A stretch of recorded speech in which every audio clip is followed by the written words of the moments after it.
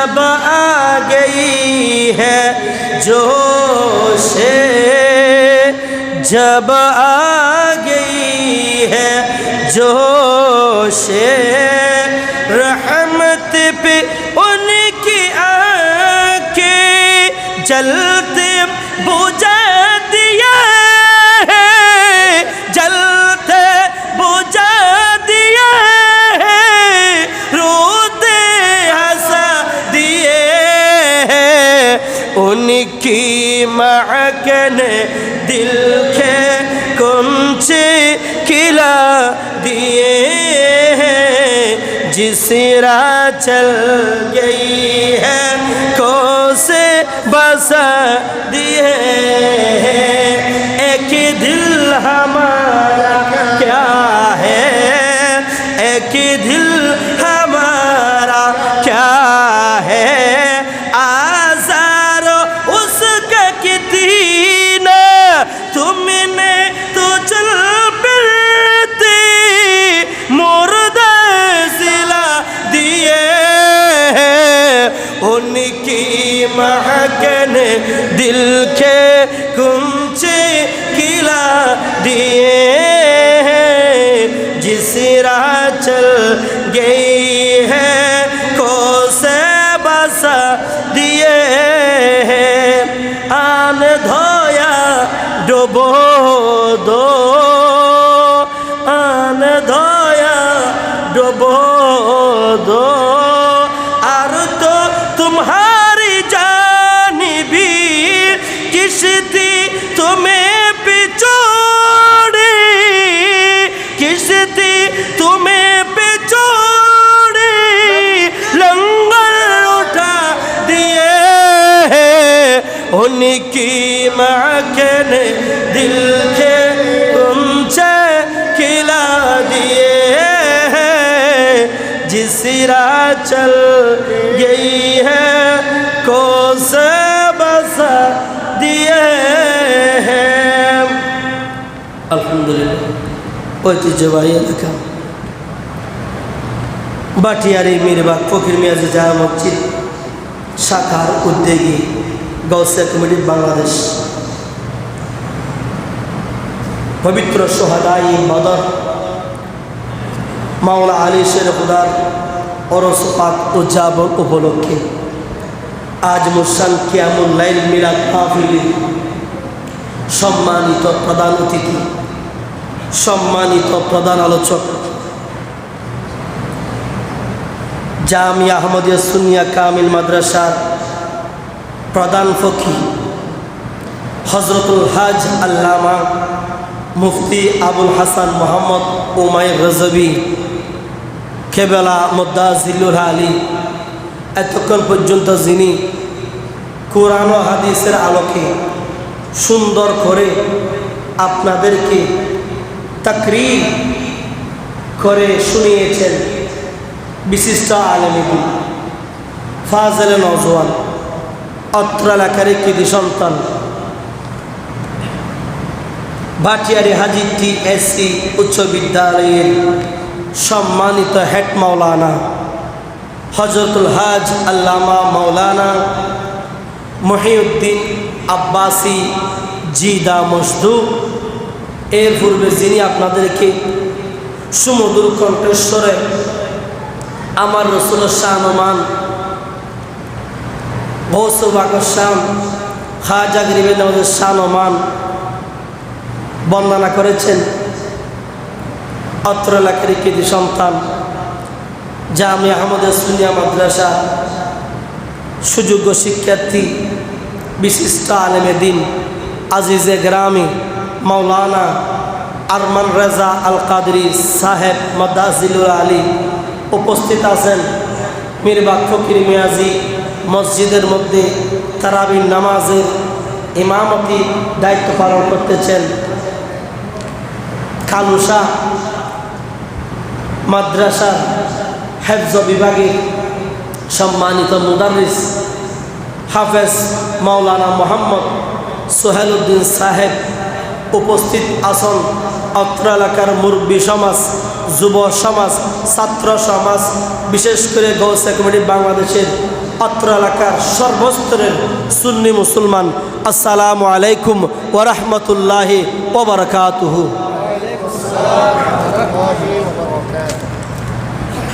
ওয়াস আর যদি হম্ম করে বহুত গেছি, রমজানের হত হই, বদরের হত হই, অল্প কিছুক্ষণ বাদ জিবে আইব,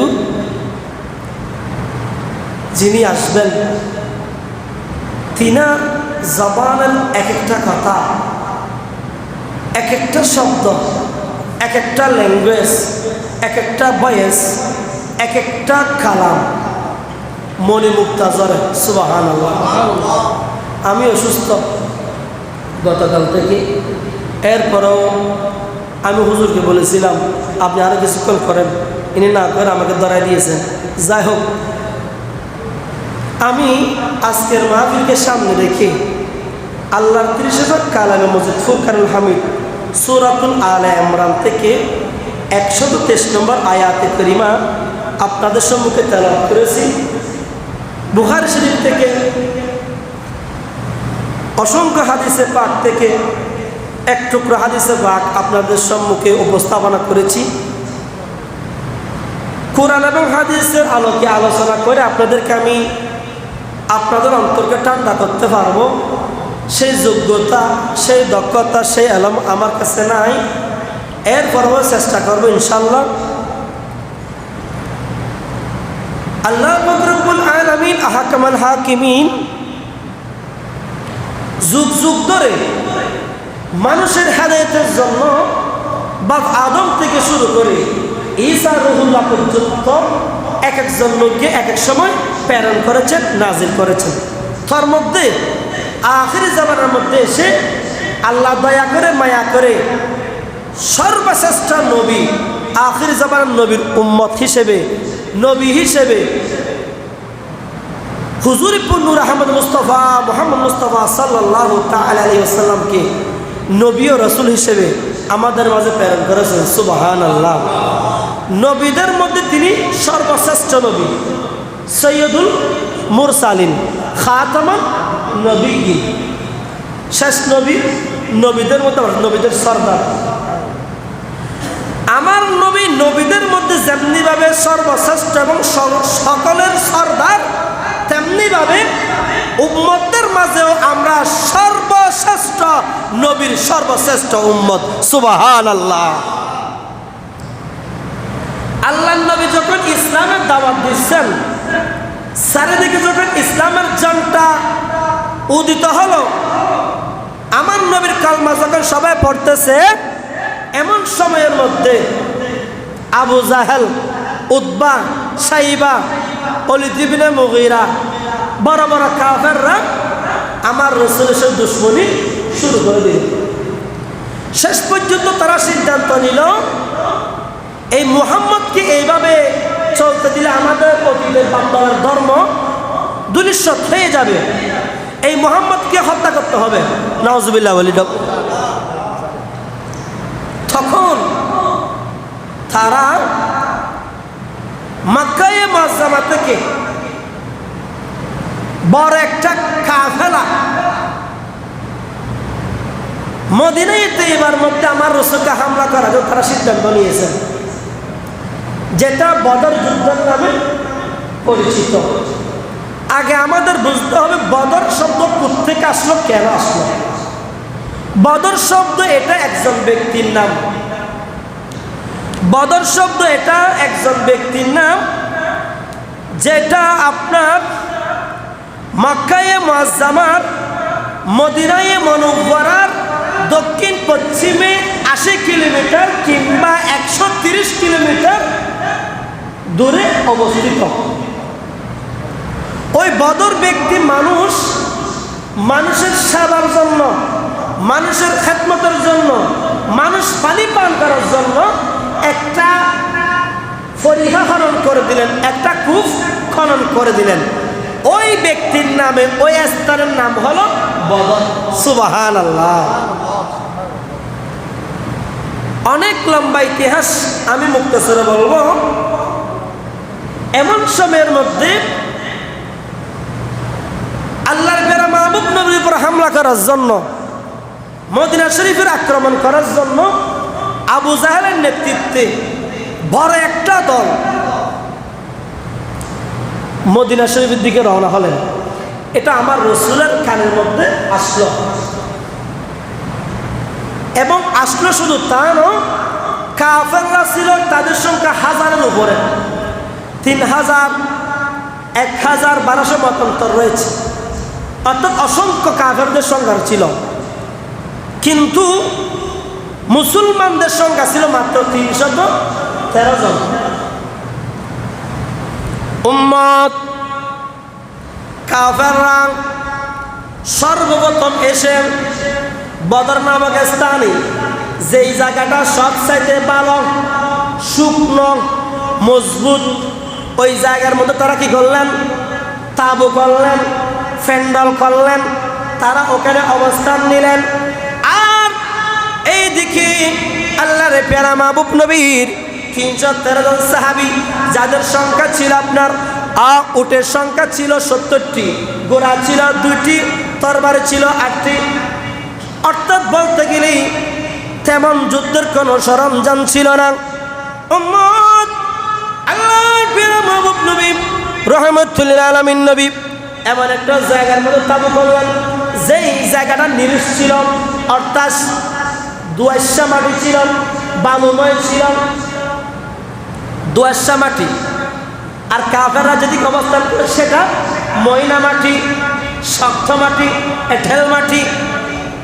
উম্মত আল্লাহর প্যারা মাহবুব নবী রহমতুল আলামিন নবী, দো জাহানের বাদশা নবী, কাফেরদের এত বড় দল দেখেন আল্লাহর দরবারের মধ্যে 2 হাত তুলে দিলেন। আল্লাহ, তুমি কুদরতুল খোদা যদি এই বদর যুদ্ধের ময়দানে মুসলমানদেরকে যদি বিজয় দান না করো আল্লাহ, তাহলে তুমি আল্লাহর নাম নেওয়ার জন্য, তুমি আল্লাহকে সিজদা করার জন্য, তুমি আল্লাহকে ডাকার জন্য খোদার জগতের মধ্যে কোনো মানুষ থাকবে না। সুতরাং আল্লাহ, তুমি আমাদেরকে হেফাজত করো, তুমি আমাদেরকে সাহায্য করো। আল্লাহ পাক রব্বুল আলামিন সেই জন্য সূরা আলে ইমরানের 133 নম্বর আয়াতের মধ্যে ইরশাদ করেন, ওয়ালা কাদ নাসরাকুমুল্লাহু বিবাদরি ওয়া আনতুম আযিল্লা ফাত্তাকুল্লাহা লাআল্লাকুম তাশকুরুন। উচ্চস্বরে বলি সুবহানাল্লাহ। আল্লাহ নবী যখন 2 হাত তুলে কান্না করতেছেন, হাদিসে পাকের মধ্যে রয়েছে আল্লাহ নবীর কাঁধ মুবারক থেকে চাদরখানা পড়ে গেল, চাদরখানা পিছন দিকে পড়ে গেল।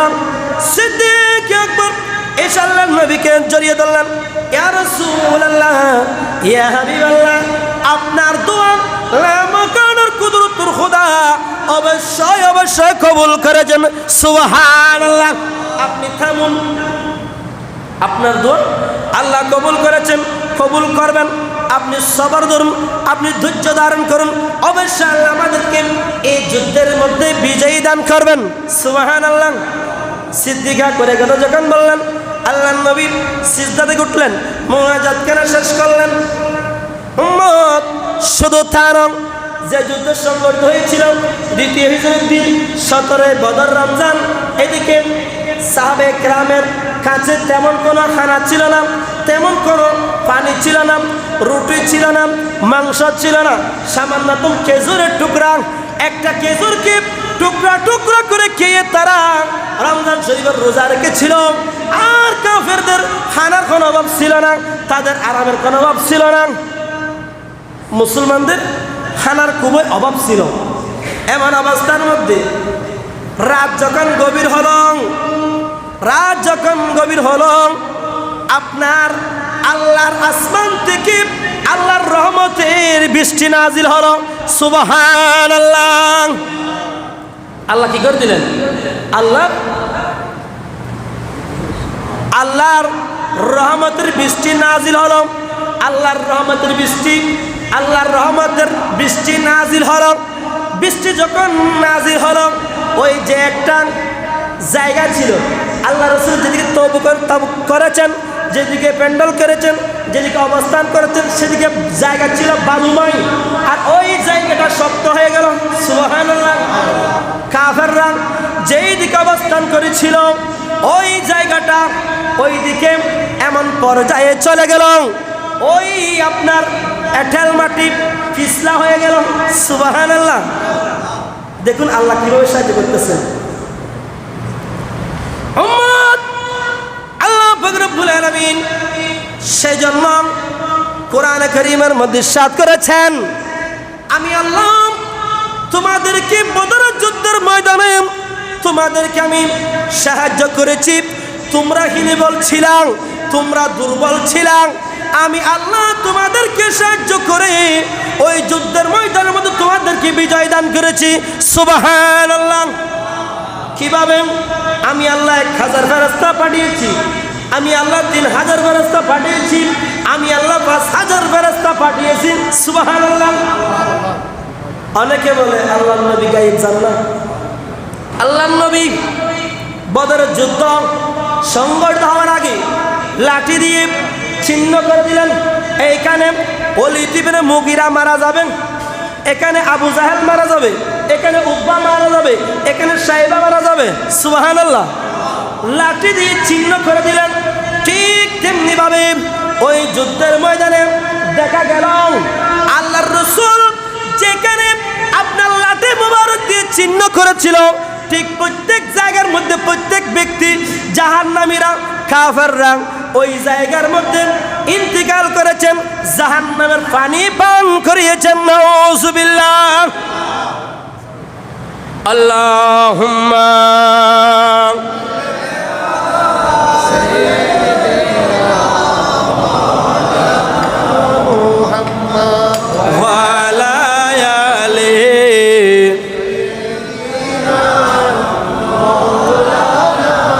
ভালোবাসার জায়গা মদিনা, ভালো লাগার জায়গা মদিনা, ভালোবাসার জায়গা মদিনা, ভালো লাগার জায়গা মদিনা। মদিনা শরীফে নূরের খজিনা, মদিনা শরীফে নূরের খজিনা, আশিক বিনে অন্য বুঝে না, আশিক ছাড়া অন্য বুঝে না, ভালোবাসার জায়গা মদিনা, ভালো লাগার জায়গা মদিনা, ভালো লাগার জায়গা মদিনা। সালাতুনিয়া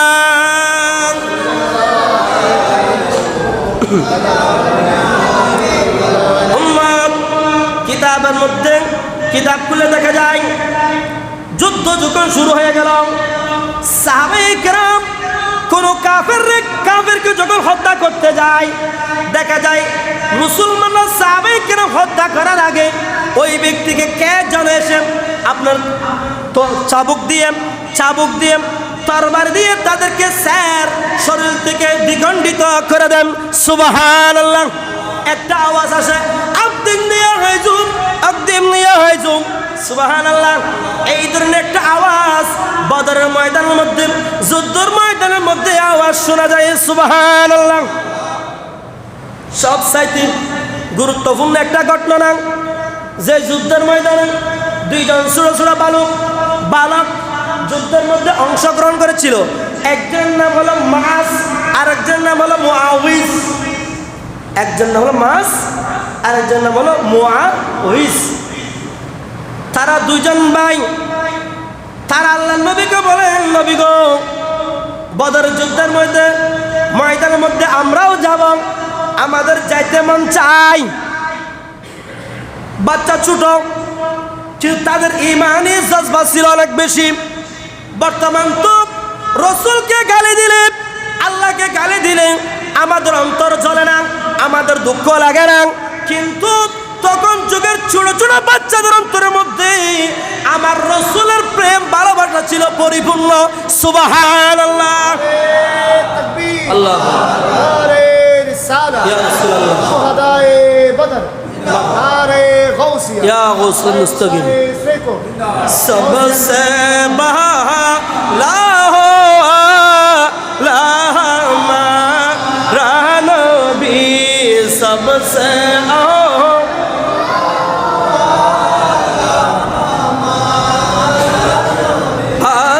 आसमानू है पर सब नबी रह गए अर्शिया जम पे पूछा मारा नबी सबसे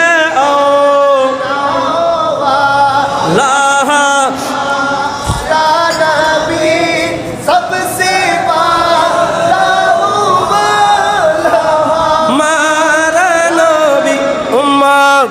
আমার নবীর প্রতি এমন ভালোবাসা ছিল ওই দুইজন বালক আল্লাহর রাসূলের দরবারের মধ্যে গিয়ে বলে ইয়া রাসূলুল্লাহ আমরাও যুদ্ধের ময়দানে যাব। আমার নবী বলেন তোমরা তো কোনো ছোট। মাস এবং মুআজ বলে নবী গো আমরা ছোট হলে কি হবে, আমাদের সাথে আমি বললাম যুদ্ধ করতে জানি, আমরা কাফেরদের সাথে লড়তে পারবো। নবী গো আমরা শুনেছি আবু জাহেল নাকি আপনি রসুলকে গালি দিয়ে আপনি রসুলের সামনে বেয়াদবি করেন, আপনি রসুলের সাথে গুস্তাই করেন। নবী গো আমাদেরকে একটিবার অনুমতি দাও, আমরা বদর প্রান্তরের মধ্যে গিয়ে কাফেরদের সাথে যুদ্ধ করব। সুবহানাল্লাহ। আল্লাহ রসুল বড় ভাইকে কবুল করলেন, ছোট ভাই একটু বাকি। তখন তিনি কি করলেন, বিদ্যাঙ্গুলের মধ্যে বাদ দিয়ে আলোক ফেরে লম্বা হয়ে গেলেন। বলতেছেন নবী গো আমিও এদের মতো লম্বা হয়েছি, তো আমাকেও যুদ্ধের মধ্যে কবুল করে নেন। সুবহানাল্লাহ। যাক অনেক লম্বা ঘটনা নাই। ওই দুইজন বালক এই হাদিস খানা বুখারী শরীফের মধ্যে এসেছেন। সহিহ বুখারী শরীফের মধ্যে এই হাদিস খানা আল্লাহর প্যারা মাহবুব নবী রহমতুল্লাহ আলামিন নবী এলান করেছেন 3962 নম্বর হাদিসে পাকের মধ্যে। যে হাদিসে পাকের মধ্যে যে দুজন বাচ্চাদের বাবার নাম ছিল হযরত আফরারের দুই ছেলে মাস এবং মুআজ, দুইজন যুদ্ধের ময়দানে আল্লাহ নবীকে রাজি করে যুদ্ধের ময়দান চলে গেলেন। বলতেছেন ও চাচা আবু জাহেল কোনটা, আবু জাহেলকে একটু আমাদেরকে দেখাই দেন না। তখন আব্দুর রহমান ইবনে আউফ রাদিয়াল্লাহু তাআলা তখন বললেন ওই কালো গোরা, ওই কালো গোরার উপরে যে একজন ব্যক্তি বসে আছে তিনি হলেন আবু জাহেল। আর দেরি করে নাই, দুনু ভাই ছুরি নিয়ে তরবারি নিয়ে যাওয়া মাত্র ওই গোরার পা গুলো কেটে দিলেন। পা কেটে দেওয়ার সাথে সাথে গোরা জমিনের মধ্যে লুটিয়ে পড়ল। পড়া মাত্র আর দেরি করে নাই, এক ভাই সিনার মধ্যে বসে গেল, আরেকজন মাথা চেপে ধরল। ওই আবু জাহেলকে পৃথিবীর জমিন থেকে জাহান্নামের পানি পান করে দিলেন। সুবহানাল্লাহ। কত বড় একটা কাফের, কত বড় একটা নেতা, তিনি সামান্য দুইটা বাচ্চার হাতে মারা গিয়েছেন। এটা আল্লাহর দেওয়া, আল্লাহ স্পেশাল রহমত। সুবহানাল্লাহ। বদরের যুদ্ধের ময়দানের মধ্যে আবু জাহেল এটাকেই বলে কাদায় পড়ে হাতি মৃত্যু। হাতি অনেক বড় না, অনেক শক্তিশালী।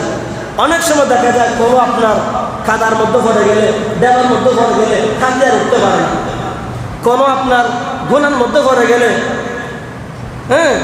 গর্তের মধ্যে পড়ে গেলে, ব্যতিক্রম গর্তের মধ্যে পড়লে আর উঠতে পারে না।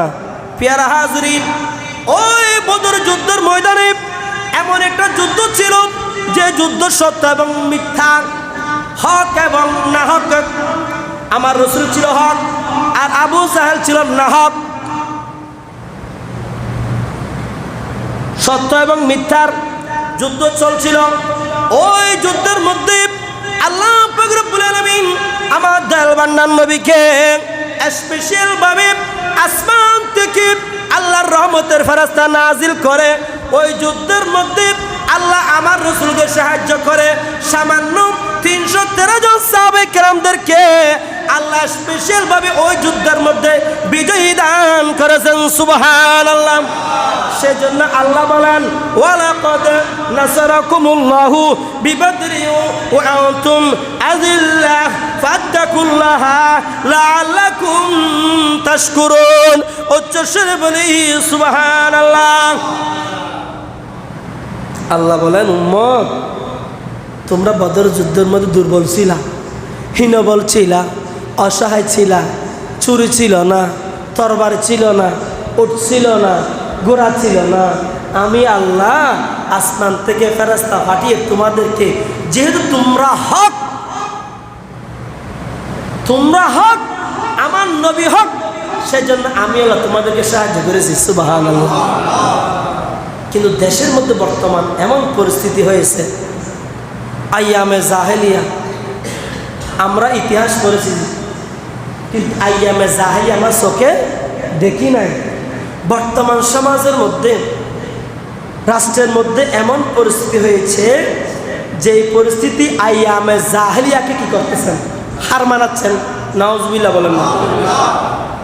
উম্মত আইয়ামে জাহেলিয়া তখন যুগের মধ্যে মা বোনদের কোনো ইজ্জত ছিল না, কোনো সম্মান ছিল না, কোনো কদর ছিল না।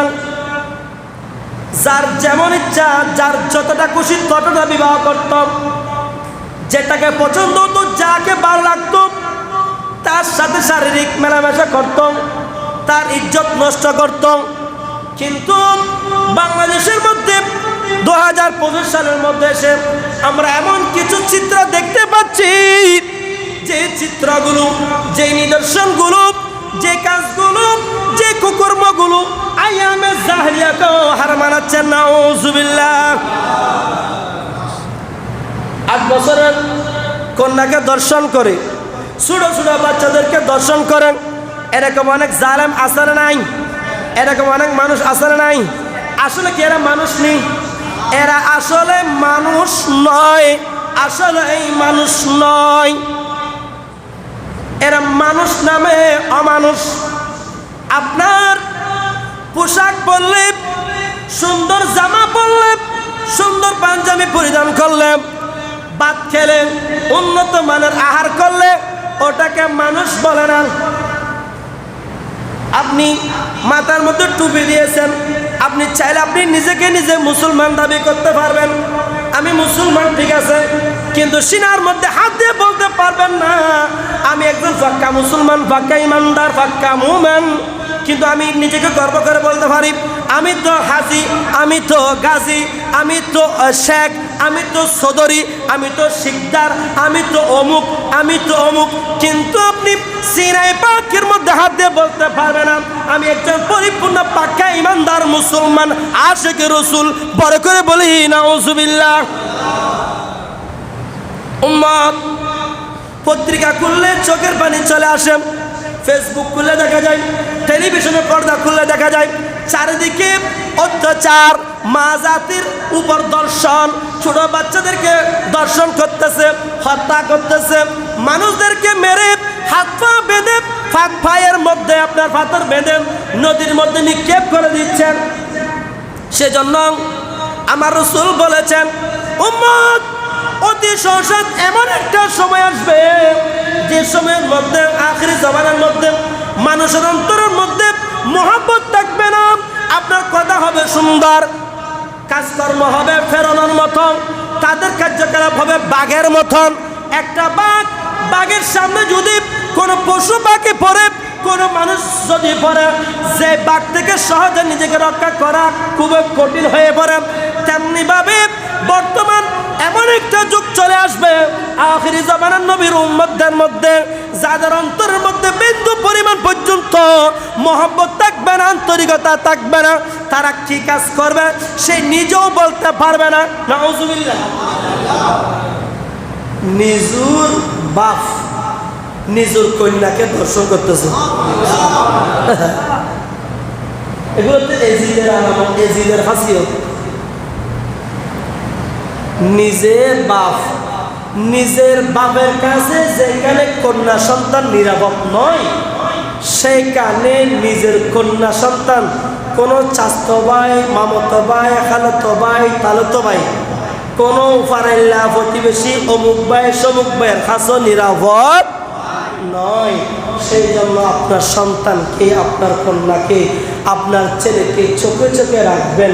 আমার কন্যা সন্তান কোথায় যাচ্ছে, কি করতেছে, কি খাচ্ছে, কার সাথে ও চলাফেরা করতেছে, উঠা বসা করতেছে, সেই দিকে আপনি গার্ডিয়ানকে দৃষ্টিপাত করা আপনার ইমানই দায়িত্ব। নয় অ্যাক্সিডেন্ট হবে। একটা বাচ্চা লালন পালন করতে অনেক কষ্ট, একটা বাচ্চা লালন পালন করতে অনেক কঠিন। এটা কখন বুঝবেন? যখন হারাবেন তখন বুঝবেন। এই যে কিছুদিন আগে একটা মেয়ে আসিয়া, 8 বছরের কন্যা সন্তান, যার উপর জুলুম করেছে, নির্যাতন করেছেন। কিরে ভাই, তুমি দুনিয়ার মধ্যে এতগুলো জায়গা আছে, বেশিখানা আছে, এতগুলো জায়গা আছে, তুমি ওইদিকে যাইতে পারো নাই? একটা শিশু বাচ্চা, তোমার রুচি এত খারাপ, তোমার রুচি এত নিকৃষ্ট, একটা বাচ্চাও তুমি বান্দার হাত থেকে রক্ষা পায় নাই। সেই জন্য উনি হলো প্রকৃতপক্ষে মুসলমান, যার হাত থেকে, যার মুখ থেকে অপর মুসলমান হেফাজত, মুখ থেকে, হাত থেকে, পা থেকে অপর মুসলমান হেফাজত, উনি হলেন প্রকৃতপক্ষে মুসলমান। উচ্চস্বরে বলে সুবহানাল্লাহ। নারে তাকবীর, নারে রিসালাত, নারে গৌসিয়া। হযরতুল আল্লামা জানাব মাওলানা মাসুদুল আলম আল কাদের সাহেব কেবলা মাদাজিলুল্লাহ, খালুশা মসজিদের ইমাম সাহেব, খতিব সাহেব, আর কাছে শির আল্লাহ কবুল করুক, আমিন হন। আল্লাহুম্মা সাইয়্যিদিনা মাওলানা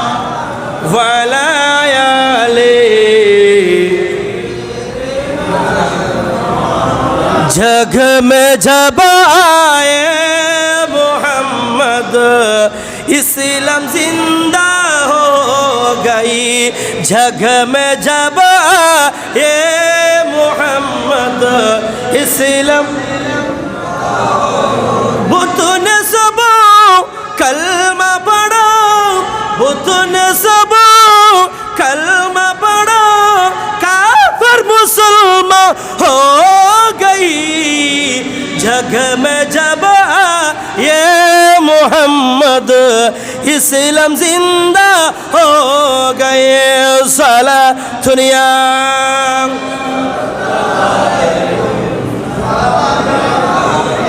प्यारा हाजरीन, বর্তমান যুগের মধ্যে মানুষের কাছে একজন মানুষ নিরাপদ নয়।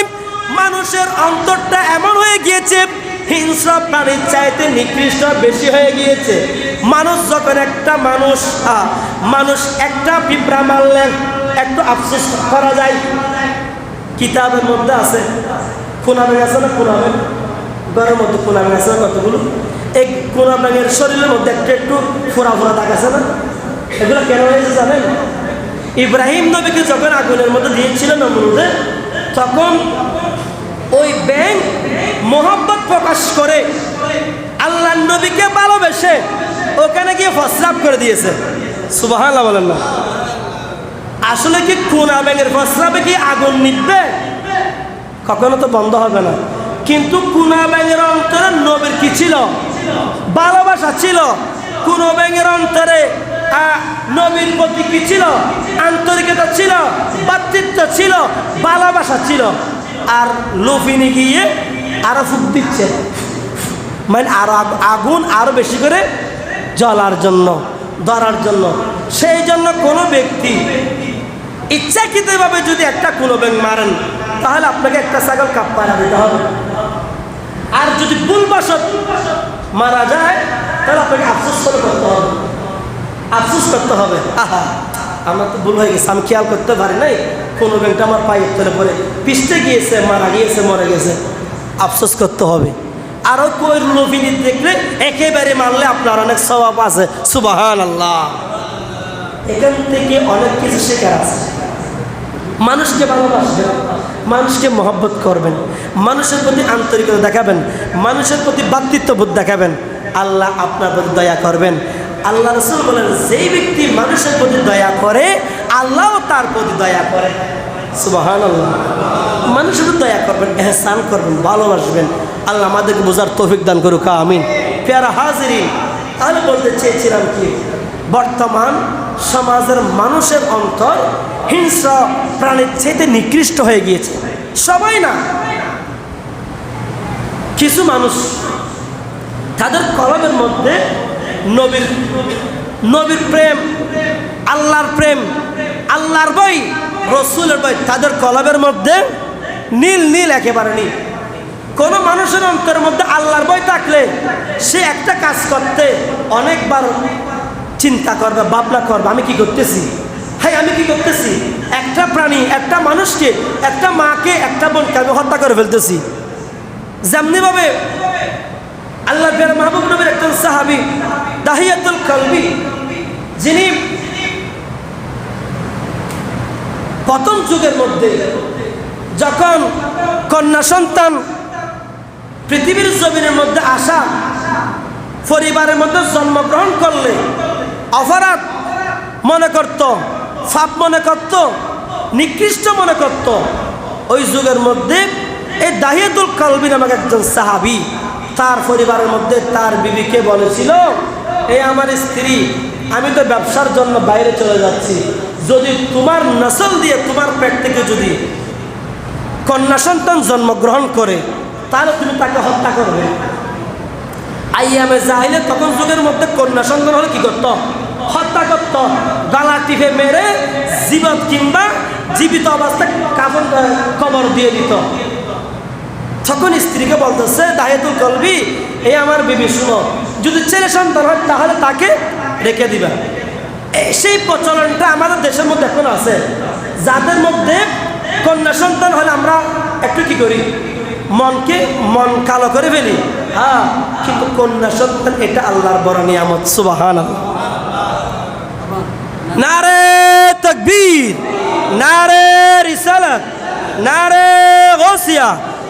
হযরতুল আল্লামা জনাব মাওলানা মুফতি উমাইর রাজবি আল কাদরি সাহেব কেবলা প্রধান মেহমানের আগমন, শুভেচ্ছার স্বাগতম।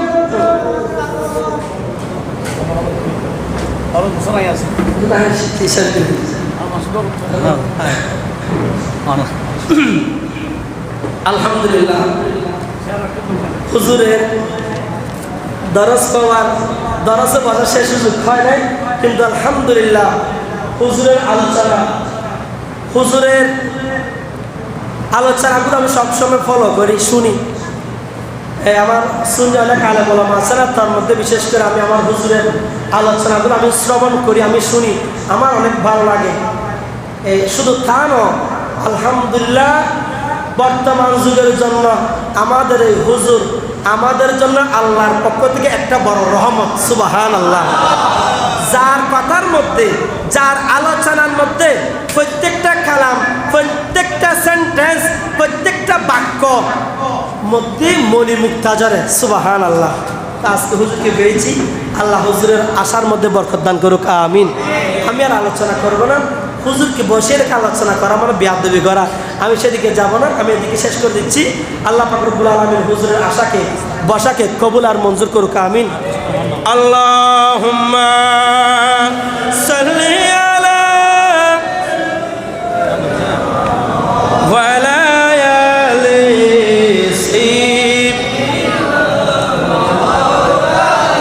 इजाबत का चेहरा, इनायत का जोड़ा, दुल्हन बन के निकली दुआए मोहम्मद, अजब रंग पर है बहारे मदीना, के सब जन्नती है नसारे मदीना, नसारे मदीना। सलातुनिया